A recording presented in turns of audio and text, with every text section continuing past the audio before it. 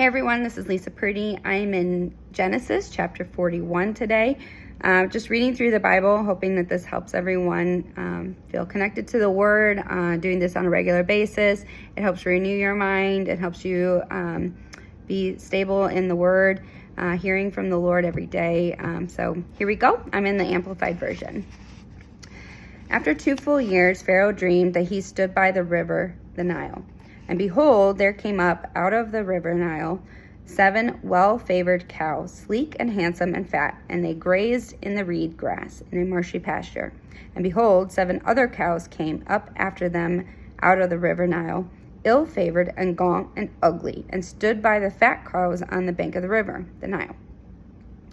And the ill-favored, gaunt, and ugly cows ate up the 7 well-favored and fat cows. Then Pharaoh awoke. But he slept and dreamt the second time, and behold, 7 ears of grain came out of one stalk, plump and good. And behold, after them 7 ears of grain sprouted, thin and blighted by the east wind. And the 7 thin ears of grain devoured the 7 plump full ears. And Pharaoh awoke, and behold, it was a dream. So when morning came, his spirit was troubled, and he sent and called for all the magicians and all the wise men of Egypt. And Pharaoh told them his dreams, but not one could interpret them to him. Then the chief butler said to Pharaoh, I remember my faults today, when Pharaoh was angry with his servants and put me in custody and the captain of the guard's house, both me and the chief baker. We dreamed a dream in the same night, and he and I, and we dreamed each of us according to the significance of the interpretation of his dream. But there was there with us a young man, a Hebrew, a servant to the captain of the guard and the chief executor. And we told him our dreams, and he interpreted them to us, to each man according to the significance of his dream. And as he interpreted to us, as it came to pass, I was restored to my office as chief butler, and the baker was hanged.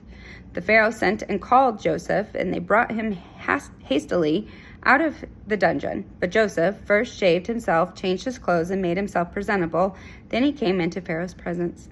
And Pharaoh said to Joseph, I have dreamed a dream, and there is no one who can interpret it. And I have heard it said of you that you can understand a dream and interpret it. Joseph answered Pharaoh, it is not in me. God, not I, will give Pharaoh a favorable answer of peace. And Pharaoh said to Joseph, in my dream, behold, I stood at the bank of the river Nile. And behold, there came out of the river Nile 7 fat, sleek, and handsome cows, and they grazed in the reed grass, the marshy pasture. Behold, 7 other cows came up after them, undernourished, gaunt, and ugly, so just skin on their bones, such emaciated animals, as I have never seen in all of Egypt. And the lean and ill-favored cows ate up the 7 fat cows that came first. And when they had eaten them up, it could not be detected and known that they had eaten them, for they were still as thin and emaciated as the beginning. Then I awoke, but again I fell asleep and dreamed. And I saw in my dream, and behold, 7 ears of grain growing on one stalk, plump and good. And behold, 7 other ears, withered, thin and blighted by the east wind, sprouted after them. And the thin ears devoured the 7 good ears. Now I told this to the magicians, and there was no one who could tell me what it meant. Then Joseph said to Pharaoh, the 2 dreams are one. God has shown Pharaoh that what he is about to do.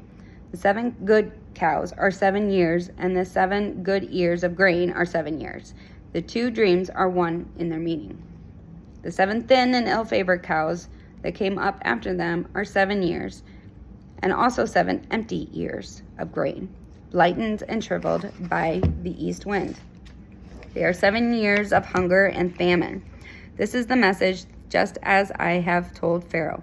God has shown Pharaoh what he is about to do. Take note, 7 years of great plenty throughout all of the land of Egypt are coming. Then there will come 7 years of hunger and famine, and there will also be much want that all the great abundance of the previous years will be forgotten in the land of Egypt, and hunger, destitution, and starvation will exhaust, consume, and finish the land. And the plenty will become quite unknown in the land because of what followed famine, for it will be very woefully severe. That the dream was sent twice to Pharaoh and in two forms indicates that this thing which God will very soon bring to pass is fully prepared and established by God. So what he's saying is, hey, he told you this twice. That means it's important, it's coming, and he has his mind made up. This is coming. So now let Pharaoh seek out and provide a man discreet, understanding, and proficient and wise, and set him over the land of Egypt as governor. Let Pharaoh do this, then let him select and appoint officers over the land and take 1/5 of the produce of the whole land of Egypt in the 7 plenteous years, year by year. And let them gather all the food of these good years that are coming and lay up grain under the direction and authority of Pharaoh, and let them retain food in fortified granaries in the cities. And that food shall be put in store for the country against the 7 years of hunger and famine that are to come upon the land of Egypt, so that the land may not be ruined and cut off by the famine. And the plan seemed good in the eyes of Pharaoh and in the eyes of all his servants. It's interesting. He said 1/5. Where did that come from? Only God. He knew what was needed.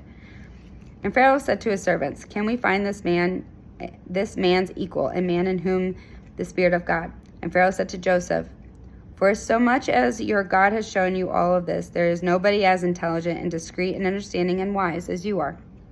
You shall have charge over my house, and all my people shall be governed according to your word, with reverence, submission, and obedience. Only in matters of the throne will I be greater than you are."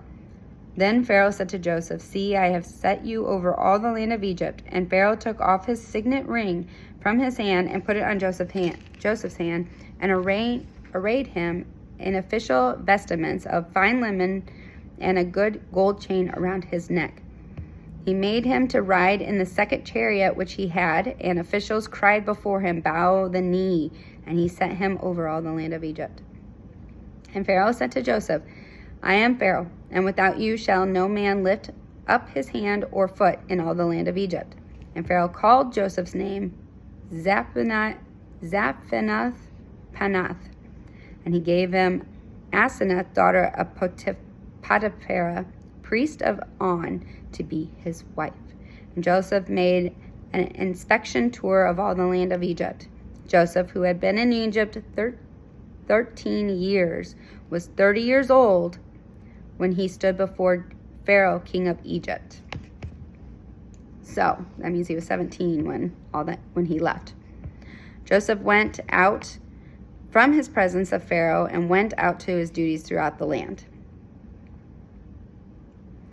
In the 7th abundant years, the earth brought forth by handfuls for each seed planted. And he gathered up all the surplus of food of the 7 good years in the land of Egypt, and stored up the food in the cities. And he stored away in each city the food from the fields around it. And Joseph gathered grain as the sand of the sea, very much, until he stopped counting, for it could not be measured. Now to Joseph were born 2 sons before the years of famine came, whom Asenath, daughter of Potiphera, the priest of On, bore to him. And Joseph called the firstborn Manasseh, making to forget. For God said, "He has made me forget all my toil and hardship in all my father's house." And the second he called Ephraim, to be fruitful. For he said, "God has caused me to be fruitful in the land of my affliction." When the 7 years of plenty were ended in the land of Egypt, the 7 years of scarcity and famine began to come, as Joseph had said they would. The famine was in all the surrounding lands, but in all of Egypt there was food.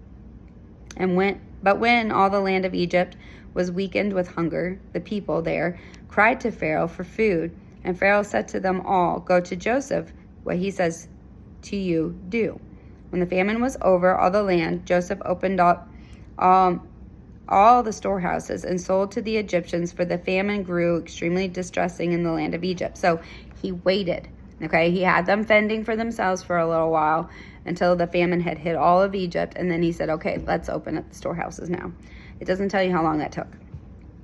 And all the countries came to Egypt to Joseph to buy grain, because the famine was severe over all the known earth. So anything that they knew around the world as they knew it, they all came to Egypt to be able to get food. Okay, this does a very interesting thing for Egypt. Okay, brings all the resources to them.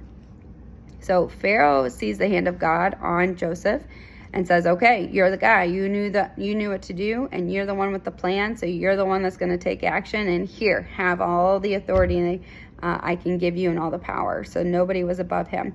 So the timing was right. So something happens where, he is accused of wanting to sleep with, was it Potiphar's wife? Can't remember the guy's name. He's thrown back in jail, okay? Then he's seen, Potiphar. Then he interprets the dreams for the baker and the butler, but it takes 2 more years before he's remembered again. And then now is the time, and he is immediately, overnight, brought to authority and leadership over an entire country, okay? It takes nothing for God to move his hand on your behalf.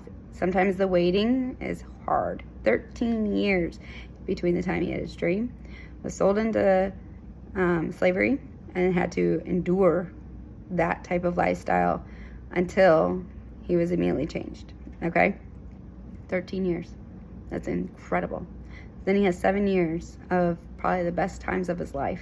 Okay, he gets married, he has 2 kids, everything is wealthy, he's stewarding and bringing in all these resources before another 7 years of famine come. Okay, so he's like 37 by the time this famine hits. Okay, I'm 39. That's incredible for him to be that wise. It had to be God. So we'll see how that goes. I hope this is helpful for you and that you have enjoyed your time in the Word. Have a great day.